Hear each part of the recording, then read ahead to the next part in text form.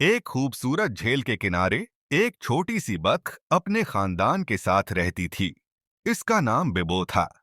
बबू को पानी में तैरना और खेलना बहुत पसंद था, मगर उसे हमेशा दूर दराज के इलाकों को देखने का शौक था।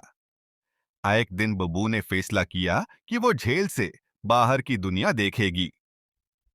माँ बतख ने कहा, बब्बो, तुम अभी बहुत छोटी हो, अकेले जाना खतरनाक हो सकता है।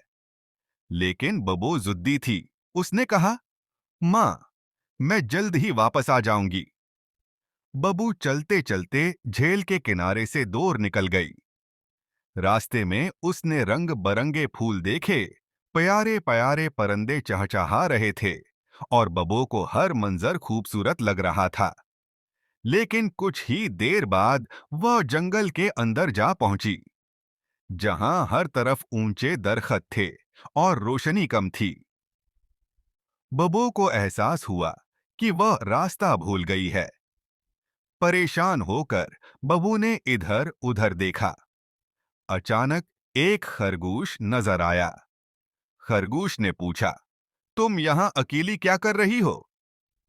बबू ने रोते हुए कहा, मैं रास्ता भूल गई हूं और अपने घर जाना चाहती हूं। खरगोश ने मुस्कुराते हुए कहा, परेशान मत हो, मैं तुम्हें रास्ता दिखाता हूं। खरगोश ने बबू को झील की तरफ ले जाना शुरू किया। रास्ते में बबू ने बहुत कुछ सीखा। खरगोश ने उसे बताया कि किस तरह जंगल में महफूज रहना चाहिए और रास्ते को याद रखने के लिए निशानात पर ध्यान देना चाहिए।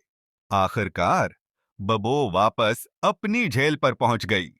मां बतख ने बबू को देखकर खुशी से कहा, मेरी बहादुर बबू वापस आ गई। बबू ने वादा किया कि आइंदा कभी अकेले दूर नहीं जाएगी और जब भी कहीं जाना होगा, वो अपनी मां के साथ जाएगी। यूं बब्बो की महम जोई का अख्तिताम हुआ और उसने सीखा कि नई जगहें देखना जरूर दिलचस्प होता है, मगर एहतियात से सफर करना चाहिए।